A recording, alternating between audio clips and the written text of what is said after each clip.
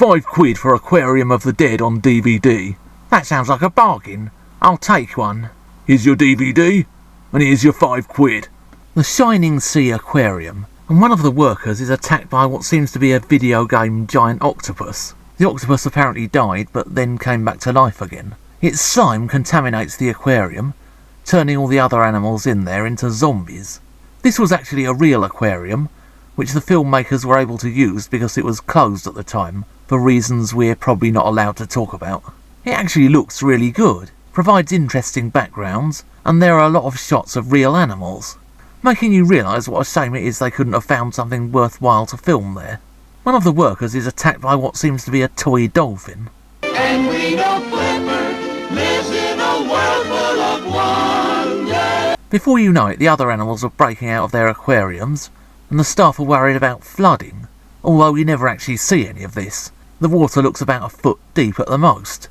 Well, perhaps they're worried because their trousers are dry clean only. A lot of this film is spent with them just wandering about the aquarium.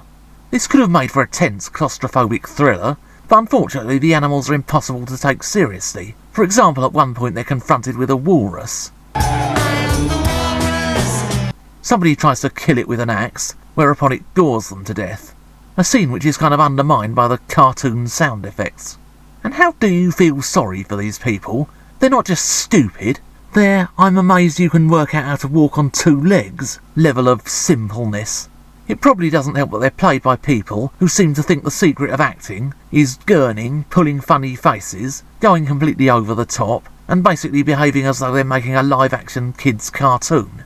They're attacked by flying killer starfish. There seems to be some kind of hopscotch game involving dead sharks going on. Someone gets a crab glued to their face. And at one point there's a moment which I'm sure will join the great sporting moments of our time.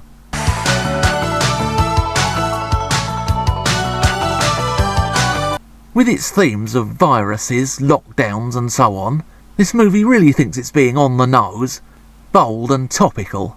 But in truth it reminds me of Jaws 3D, a movie for which the filmmakers rented out an underwater theme park. This movie is a similar case of, well, the real attraction is great, it's just a shame about everything else in the film.